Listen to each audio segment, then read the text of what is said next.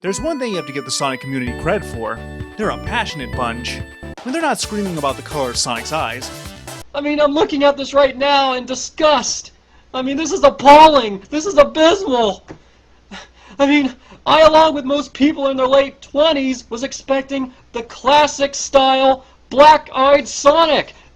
This is Sonic. This is the classic Sonic. I bought this plushie in 1994. Look, beady black eyes. They have made their mark in the franchise with fan art, fan fiction, and even fan hacks. Some fans have even gone on to become actual developers, while others live in infamy. Despite copyright issues with ROM hacks, Sega has been surprisingly open to the community, unlike a certain gaming company.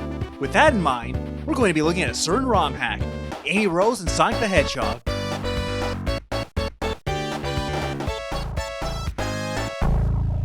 This particular hack was made by Sonic Retro member E122 Side, who you may also recognize from DeviantArt and certain Sonic forums. Other people in her merry little band include Marky Chester, Aquaslash,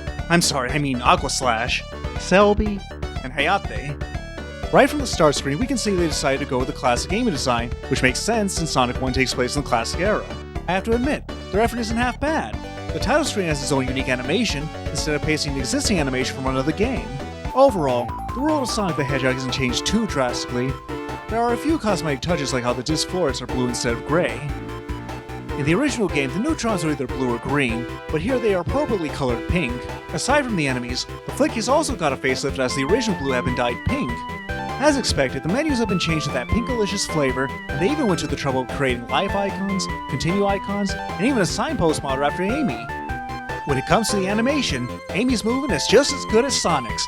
She not only has her own spin and running technique, but they also include a whole bunch of new ones to showcase her unique abilities. The animation isn't Sonic Mania good, but for a Genesis game it's pretty solid. Overall, aside from a few cosmetic changes, the game looks identical to the original. It's based on the Steam version of Sonic 1, which includes the graphical touches from the Japanese release like the moving clouds in Green Hill Zone, and the water ripple effect in Labyrinth Zone. Unfortunately, it also includes the slowdown found in the Steam version, which would explain why it's not my favorite Sonic 1 port. Overall, they got the look of classic Amy down perfectly and the animations capture her mannerisms to a T. When it comes to the music, well, it's exactly identical to the original game, so there's not much to talk about here. However, if you want to hear my thoughts on the game's sound, be sure to check out my review of the game. And if you like what you see here, be sure to leave a like and please subscribe for more awesome content. Anyway, T may have gotten the look down, but how does it play? Anyone who's played Sonic 1 should know the basics. You run fast, collect rings, and reach the goalpost without dying. Like before, if you manage to collect 50 rings by the end of the stage, you can warp into the special stage where you can snag the Chaos Emeralds. As for Amy, she plays a lot like her Sonic Advance counterpart. Like that game, you can use your mighty hammer to clobber your enemies, do the hammer jump, and more. Other moves include the hammer twirl, an upward dash, as well as giant steps. Seeing that Amy has a lot more moves than Sonic, you'd think her coolness factor would be off the charts, right? Wrong.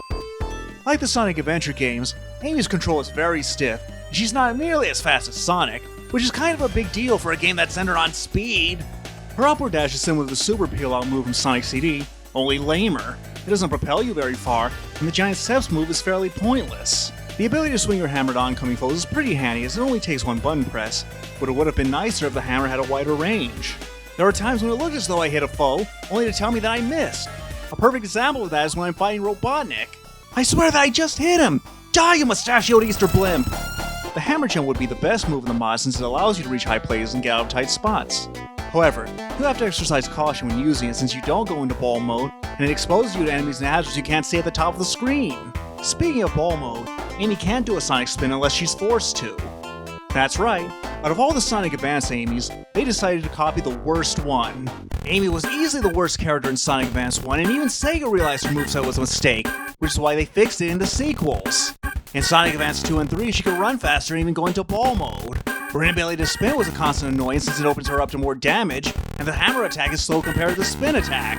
Playing through this mod made me appreciate just how important Sonic's spinning ability really is. It acted as an effective weapon against most foes because it was simple, quick, and to the point.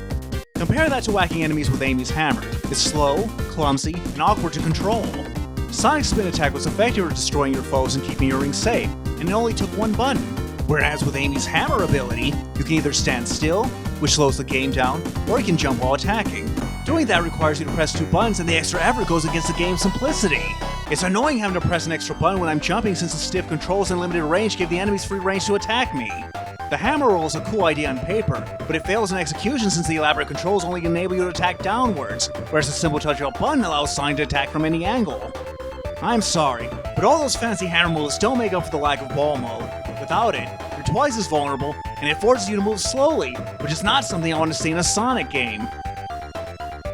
With ball mode, you can move faster and take chances, plus it was useful for discovering secrets. Take the hidden passages, all you needed was a running start to roll into them and smash them. Easy! But with Amy, you have to destroy them one by one. Snooze. In case I wasn't bad enough, the hammer move is poorly implemented in places. In my original review, I noted it was a pain getting 50 rings and keeping them to the end of a level just so I could enter the special stage. With Amy, the problem is even more compounded since the stiff controls and lack of ball mode forced me to go even slower than the game was designed for. Going fast will only cause me to lose my rings, and if you can't go fast, you lose the spectacle, and without the spectacle, the game loses appeal. There's a reason we like playing as Tails and Knuckles in the mobile port. They remain true to the Sonic gameplay while still offering their own unique abilities. Their skills added to the game instead of detracting from it. Overall, I can't say that I liked this mod. No offense to U-122 Sai and the rest of the crew, but this particular mod lacks the polish you would ordinarily expect from a classic Sonic game.